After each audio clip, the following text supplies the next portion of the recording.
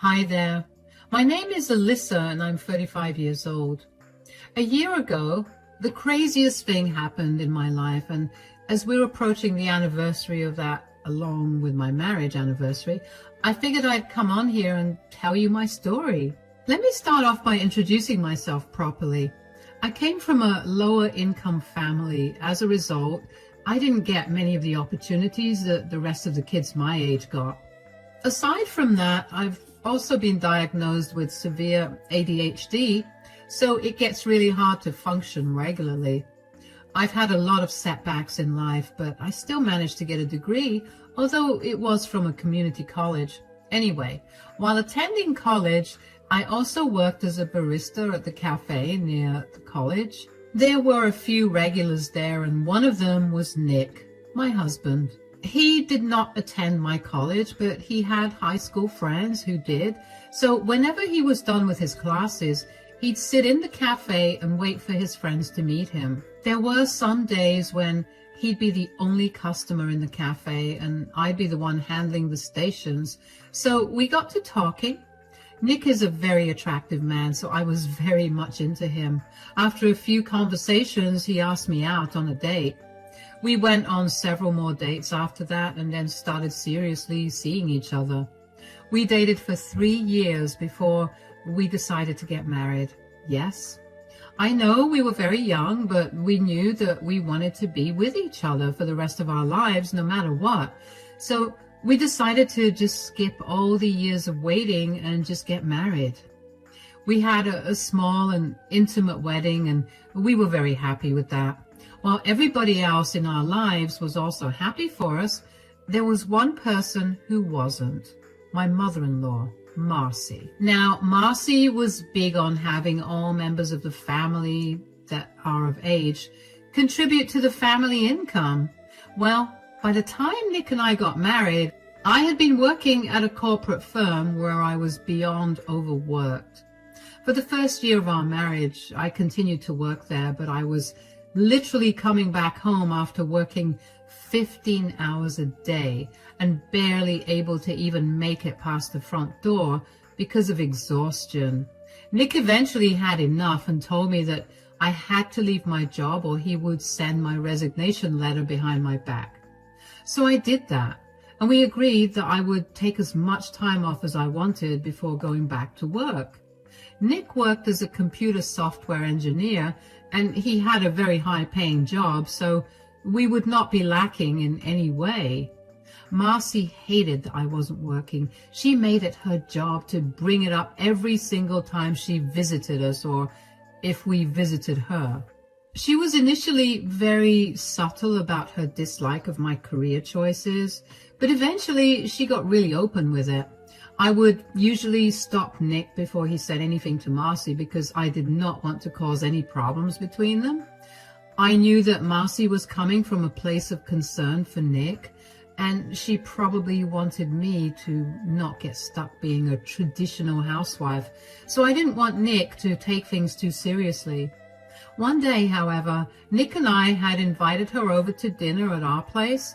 We often had spontaneous dinners with our families, and this is what that dinner was.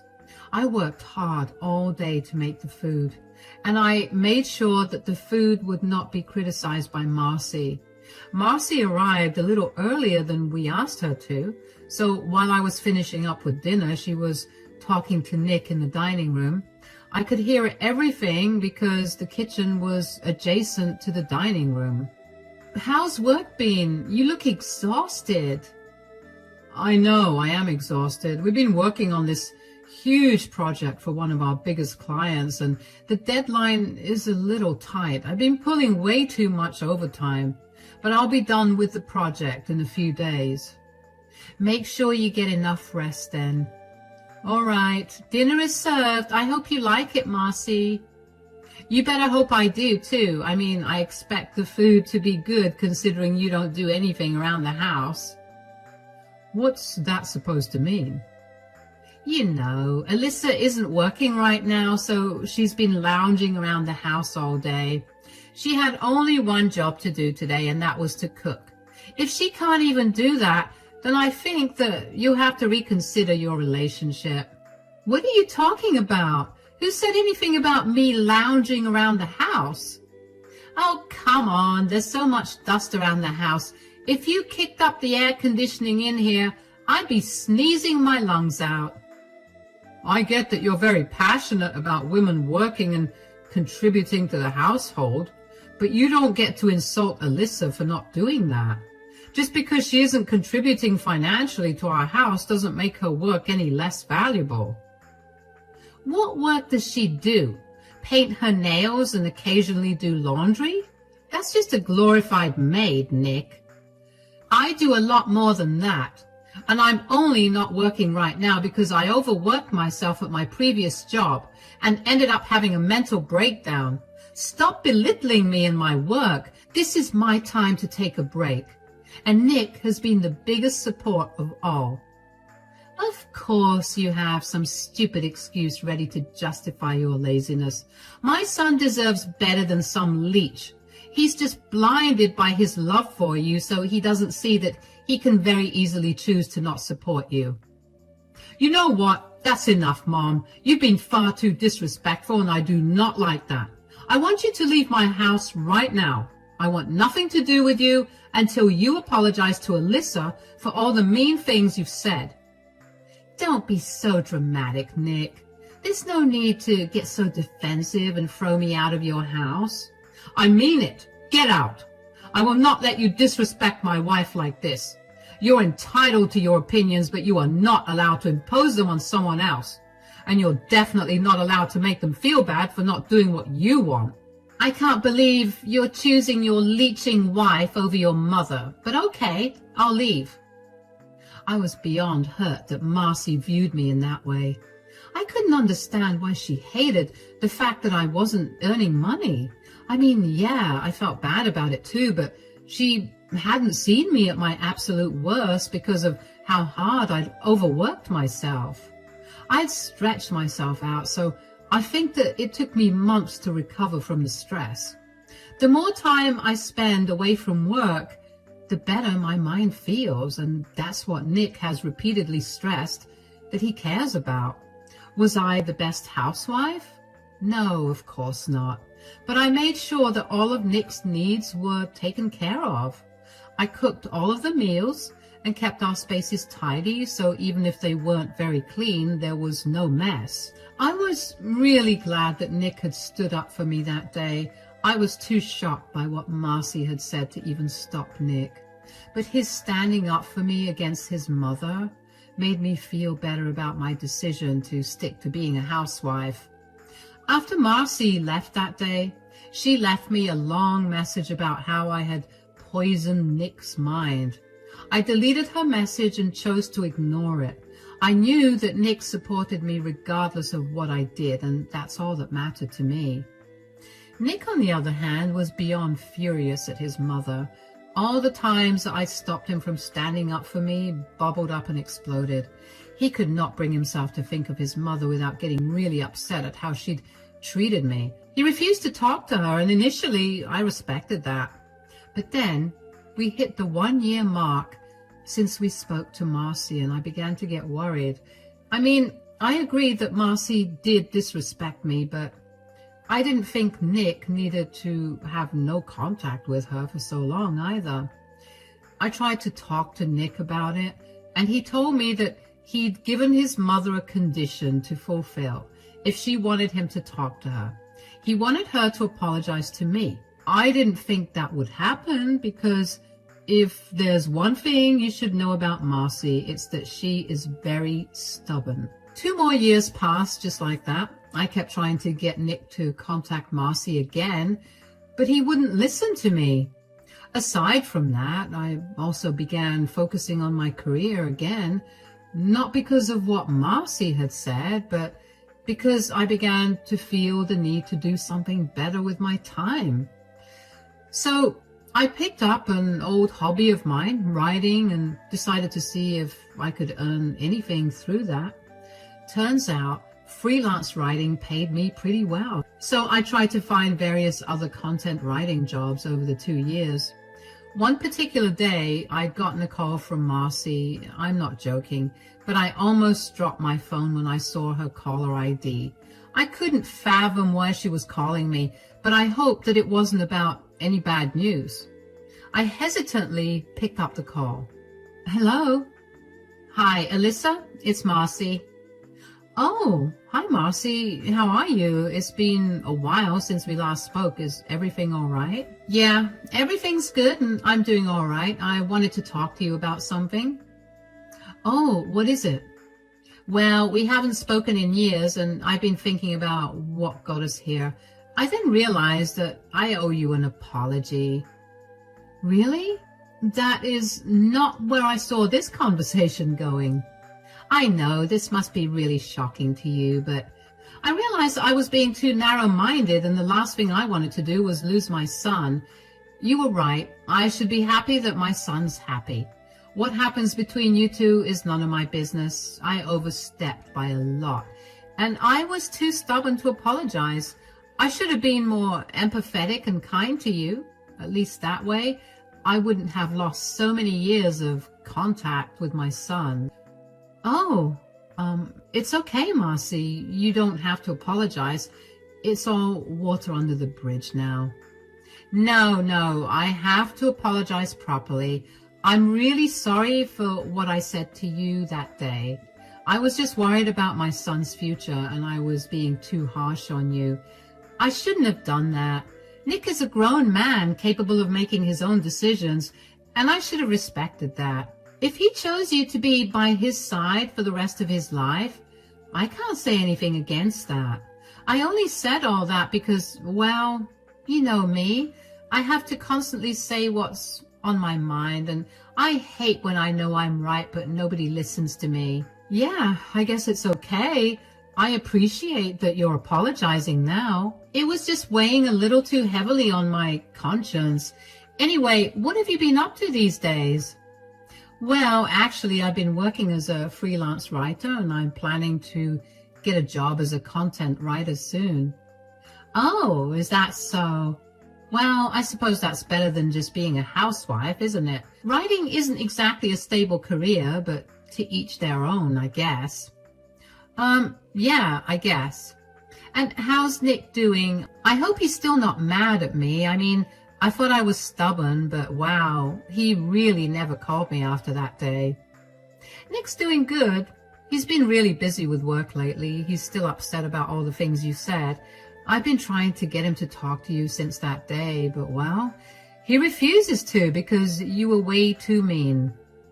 Could you ask him to give me a call sometime? I'd really like to catch up with him. I'm not sure if he wants to talk to you.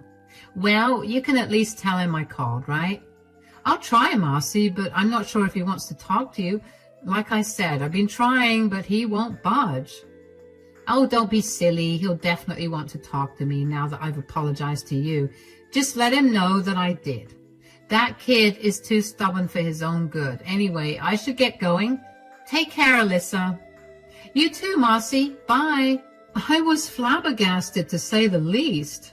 I remember after that phone call, I stared at my phone for a solid minute because I couldn't believe that Marcy had actually called me to apologize.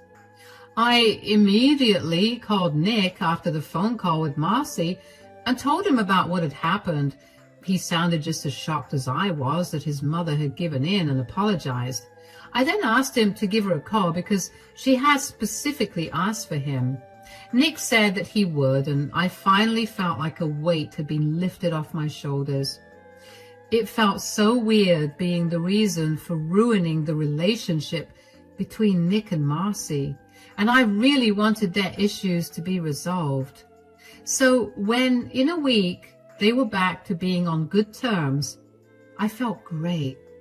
But it quickly became apparent that Marcy's apology was not a genuine one. I mean, for the first 2 months or so, she was really nice to me.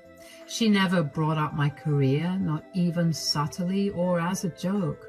But then she started to bring it up slowly, and she made sure to do so when Nick wasn't around to hear her. I didn't say much to her, and I guess she took that as a cue to be bolder with her words. I would let her ramble on about her opinions of me, but I kept Nick out of it. I didn't want to be the reason for them not talking again. At some point, Nick figured out that his mother had gone back to her old ways, and I had to beg him to let it go. I had managed to land a good job where I earned a decent amount of money, so all of Marcy's words meant nothing to me. She refused to listen to me when I tried to correct her, so her words were only coming from a place of ignorance. Nick still was not okay with his mother's behavior, so we distanced ourselves from her. Luckily, Marcy didn't pry any more than I thought she would, and she let us be, mostly. That's how the years passed, and let me tell you, not having Marcy around constantly did wonders for my mental health. Nick and I were doing great too, and we began preparing to celebrate our 10-year anniversary. We had been saving up for over a year to throw a huge party. We booked a hall at a 5-star hotel 6 months in advance, so yes, we were really going all out with celebrations. About a month before our anniversary, Marcy asked us if we were free to have lunch with her one day. Nick and I reluctantly agreed and met up with her at her favorite restaurant.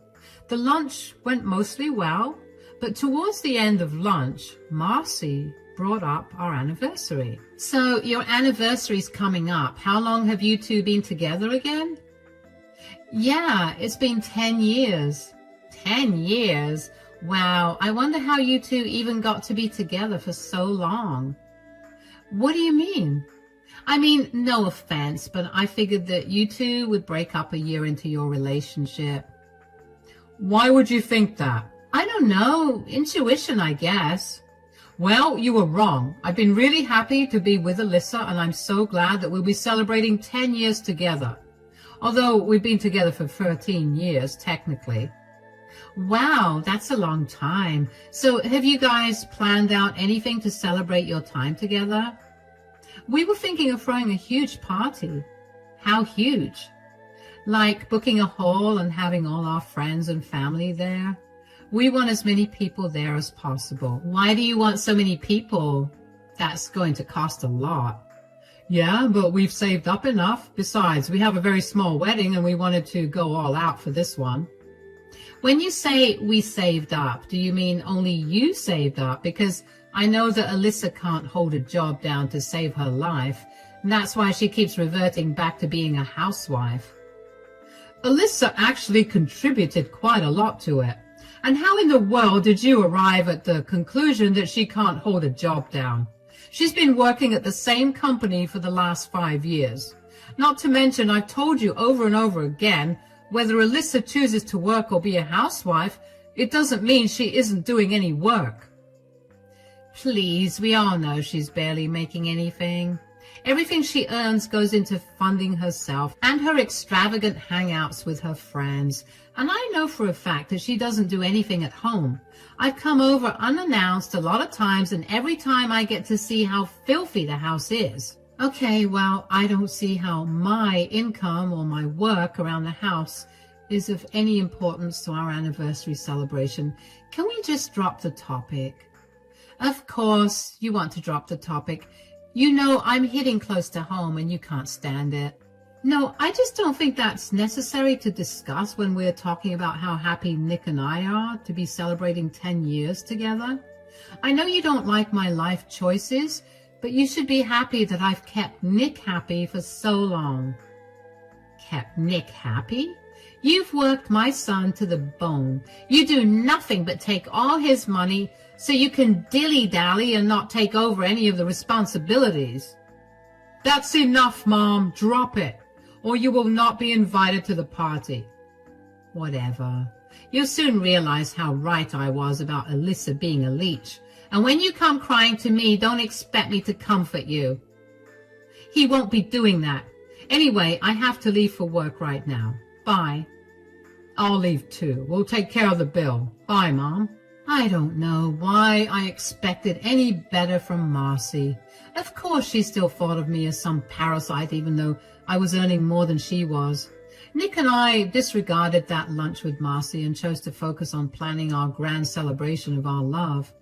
We invited all of our family and friends, and while all of them RSVP'd yes, only one person took a long while to respond. That was Nick's grandmother and Marcy's mother, Denise. Denise and I had a great relationship. We got along really well, and Nick was her favorite grandchild. However, over the last few years, her health had deteriorated significantly, so she was not sure if she'd be able to make it to our party. We didn't mind, and we figured we could meet her earlier in the day to celebrate with her. So imagine our surprise when we saw her there at the party too. Denise had arrived with Marcy, but she'd stayed behind a little so she could surprise us. Marcy had greeted us first. "Happy anniversary, you two. This place is gorgeous." "Thanks a lot, Mom. Of course this place is gorgeous." Alyssa planned the whole thing, and you can't expect anything less from her when it comes to these things. "You sure did pick a good one, darling." "Grandma, you came." "I know I'm old and all that, but I'm not missing out on any of my grandson's milestones. Happy anniversary to both of you." "Thank you so much, Denise, both for the wishes and for coming here today." "This party seems a little dull, don't you think?" "What do you mean?" "I think we need to make a toast to the lovely couple." "That won't be necessary, Mom." "Oh, that's nonsense. There's the mic." "Marcy, please, we're not making toasts. Consider this a gift to you two from my side." "Everyone, if I could have your attention, please, I'd like to make a toast to the couple, my son Nick and my daughter-in-law, Alyssa. Thank you all for being here tonight to celebrate their 10th anniversary. It's truly a milestone, isn't it? Now, I just want to say that 10 years seems like a breeze when all you do is mooch off your husband. But somehow, Alyssa, you've managed to make it look effortless. I know you must all be thinking that Alyssa's a working woman right now, but let me tell you, she barely makes minimum wage. Everything she earns goes into her own pleasure, while my poor son has to take the brunt of all the financial responsibilities." "Marcy, that's enough. I mean, really, what have you ever contributed to this marriage besides your laziness and incompetence? Shutting me up right now is of no use. I did my best to try and accept you, but every time I see you not lift a finger while my son works like a dog, my blood boils with rage, and my poor darling son. He's so blinded by his love for Alyssa that he refuses to see the truth." "Excuse me, everyone. I'm sorry to interrupt, but I cannot bear to listen to any more of Marcy's ramblings. Please do not take anything that she said seriously. She's just desperate for attention and is willing to do anything to get it." "Mom, what are you doing?" "I'm just speaking the truth, dear. Since you wanted to speak your mind about Alyssa, I figured I could speak my mind about you. You see, everyone, even if Alyssa were just a housewife or someone who barely earns minimum wage, at least she didn't steal money from her own mother, thinking she wouldn't notice." "What?" "Wait, the money that you had been saving up for your expensive surgery?" "I'm afraid so. Turns out our super feminist Wonder Woman over here lost her job 2 months ago and hasn't been able to get back on her feet. She came to me a few days ago begging me to help her out. I distinctly remember saying no. Marcy cried like a baby, but then she got herself together and asked me if she could cook me dinner. A few bites into dinner, I started to feel groggy. I ended up falling asleep pretty quickly. The next day, when I went into my safe, all the money that I had saved up for my important life-saving surgery was gone." "Mom, how could you say that? That's a lie. You have no proof." "I have plenty of proof. My safe had a hidden camera in it, and it caught you red-handed." "That is not true." "That's enough. I can't believe you would do something like that. Do you even know how long Grandma had to save that money? You constantly gave Alyssa grief for making me work like a dog. Yet here you are, stealing important money from your own mother. Nick, please, I didn't. I don't care. I don't want to be around someone who would stoop so low. You need to leave or I will call security. To say I was shocked would be the understatement of the century. I figured that Marcy had something up her sleeve the second she started talking about making a toast. After all, she may have apologized for her behavior years ago, but she still didn't approve of what I did for work. I had no idea about the important surgery that Denise had to get up until that night. I knew that her health was not doing so well, but I had no idea that she needed surgery. Later on, Nick filled me in on the details. Apparently, Denise needed to have surgery done for her heart. It was clogging up and she was at severe risk for a fatal heart attack at any point. She had been slowly collecting her pension money for 2 years in order to get the surgery. Nick had been helping her out every once in a while, and he didn't tell me because Denise had asked him to keep it a secret from everyone. Neither of us knew why she wanted to do that, but I was glad that Nick was able to adhere to her wishes and still help her out.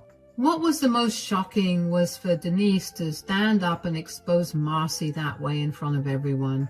Denise is not a very loud person. She loved to keep to herself and was generally pretty quiet. So for her to do that was beyond shocking. Marcy looked like a ghost when Denise exposed her. I have to say that I felt so disgusted by Marcy's actions.